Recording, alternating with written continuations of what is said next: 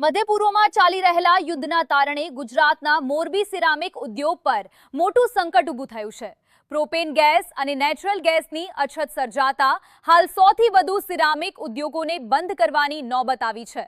ઉદ્યોગકારોના જણાવ્યા મુજબ જો સ્થિતિ યથાવત રહેશે તો આવનારા 5 થી 10 દિવસમાં વધુ 350 જેટલા સિરામિક યુનિટો બંધ થઈ શકે છે, જેના કારણે હજારો મજૂરોની રોજીરોટી પર સીધી અસર પડશે।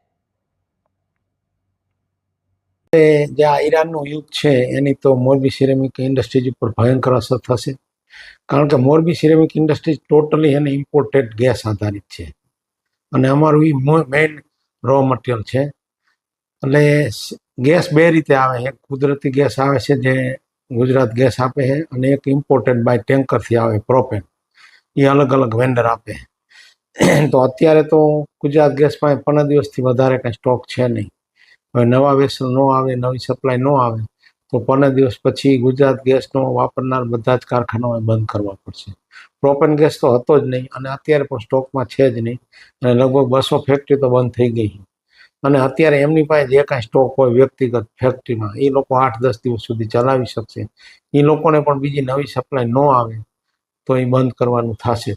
અને આ યુદ્ધની પરિસ્થિતિની અંદર અમે અમારા મજૂરને 5-15 દિવસ, મહિનો 2 મહિના સુધી રોકી ન શકીએ, એટલે અમે તરત જ અમારા મજૂરોને છૂટા કરવાના થશે, જેને કારણે લગભગ 10 લાખ મજૂરો બેરોજગાર બનશે। એમાં 4 લાખ મજૂરો તો ડાયરેક્ટલી અમારી ફેક્ટરીમાં જ કામ કરે છે અને 6 લાખ મજૂરો અમારા જે આનુષંગિક જે બિઝનેસ છે એની અંદર કામ કરે। તો આ 10 લાખ લોકોની બેરોજગારીનો પ્રશ્ન બહુ ભયંકર છે। એવી જ રીતે એક્સપોર્ટની અંદર પણ મોટી અસર થશે, કારણ કે સિરેમિક ઇન્ડસ્ટ્રીનું 30% એક્સપોર્ટ છે। તો એક્સપોર્ટની અંદર બાયરો બધા કોઈ ખરીદી કરશે નહીં, પોતાના હાથ ખેંચી લેશે અને વેઇટ અને વોચના મૂડમાં આવી જશે। અને કન્ટેનરના ભાડા તો ઓલરેડી પહેલા જ દિવસે વધી ગયા, કારણ કે અહીંથી જે માલ એક્સપોર્ટ થતો હતો એમાં દરેક વેસલ ઓપરેટરે $2000 વોર રિસ્ક એડ કરી દીધું છે। જે કન્ટેનર મુન્દ્રાના પોર્ટ પર પડ્યા હતા અને જે ઓલરેડી ટ્રાન્ઝિટમાં હતા, એ દરેકમાં $2000 વોર રિસ્ક ટેરિફ એ લોકોએ નાખી દીધી। તો એકંદર જોઈએ તો ઇન્ડિયાની ઇકોનોમીને તો અસર થાય જ યુદ્ધની સામે તો, પણ તેમ છતાં મોરબી ઇન્ડસ્ટ્રીને સૌથી વધુ અસર થશે, કારણ કે બધી જ ફેક્ટરીઓ બંધ રહેશે। 600 ફેક્ટરી સિરેમિક ટાયર્સની છે, 200 ફેક્ટરી સેનિટરી વેરની છે। હવે કેન્દ્ર સરકારે હમણાં કંઈક નિર્ણય જાહેર કર્યો છે, ટીવીમાં મેં જોયું હતું કે ક્રૂડ તેલ રશિયાથી ઇમ્પોર્ટ કરવાનું ચાલુ કરશે 30 દિવસ સુધી। તો એ જ રીતે ગેસ પણ રશિયાથી ઇમ્પોર્ટ કરીને ચાલુ કરી દેવો જોઈએ તાત્કાલિક ધોરણે, જેથી કરીને આ ઉદ્યોગો બંધ ન થાય। ઇઝરાયલ અને ઈરાન વચ્ચે ચાલી રહેલા યુદ્ધની સીધી અસર મોરબીના સિરામિક ઉદ્યોગ પર જોવા મળી રહી છે। મોરબીનો સિરામિક ઉદ્યોગ મુખ્યત્વે ગેસ આધારિત છે, પરંતુ હાલ પ્રોપેન ગેસનો જથ્થો લગભગ ખતમ થઈ ગયો છે અને નેચરલ ગેસ પણ મર્યાદિત માત્રામાં ઉપલબ્ધ છે। ગેસની અછત વધતા ઉદ્યોગોને ઉત્પાદન બંધ કરવાની સ્થિતિ સર્જાઈ રહી છે। મોરબી સિરામિક ઉદ્યોગ બંધ થવાથી 10 લાખથી વધુ મજૂરોની રોજગારી પર અસર પડી શકે છે, જેમાંથી લગભગ 4 લાખ મજૂરો સીધા સિરામિક ઉદ્યોગ સાથે જોડાયેલા છે, જ્યારે 6 લાખ જેટલા મજૂરો આ ઉદ્યોગ સાથે પરોક્ષ રીતે સંકળાયેલા છે। જો યુદ્ધ લાંબો સમય ચાલશે તો મજૂરોને પોતાના વતન પરત જવાની નોબત આવી શકે છે। યુદ્ધના કારણે સિરામિક એક્સપોર્ટ પર પણ અસર જોવા મળી રહી છે।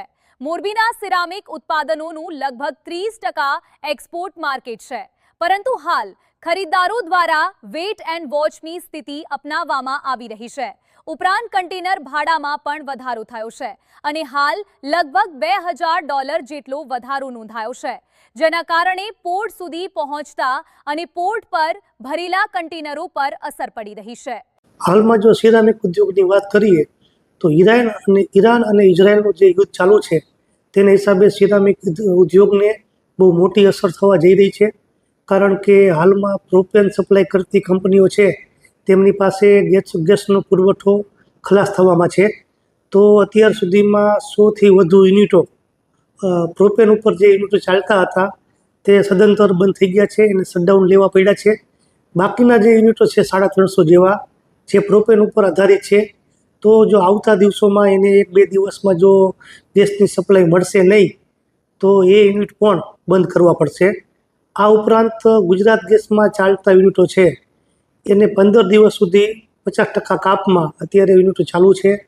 જો 15 દિવસ પછી ગુજરાત ગેસ સપ્લાય નહીં આપે તો આ યુનિટો પણ બંધ કરવાની નોબત આવશે. જે માલ તૈયાર થઈ ગયો છે એમાં અત્યારે એક્સપોર્ટ કરવા માટે પણ જે અમારે શિપમેન્ટ કરવું પડે તો તેનું શિપમેન્ટ થઈ શકે એમ નથી. અને જે એક્સપોર્ટ માલ કરેલો હતો એમાં પણ પેમેન્ટ ફસાવાની પૂરેપૂરી શક્યતા છે, કારણ કે મોટાભાગનું અમારો બહુ સારું એવું એક્સપોર્ટ આ ખાડી દેશોમાં હતું. તો જ્યાં યુદ્ધનો માહોલ સર્જાનો છે તો ત્યાંથી પણ પેમેન્ટ રિકવર કરવા માટે પણ થોડુંક અઘરું પડશે.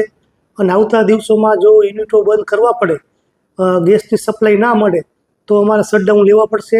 જો શટડાઉન લઈએ તો અમારે રોજીરોટીનો બહુ મોટો અમારી સામે એક આફત આવશે, કારણ કે મોરબીની અંદર 4 લાખથી વધુ મજૂરો કામ કરી રહ્યા છે.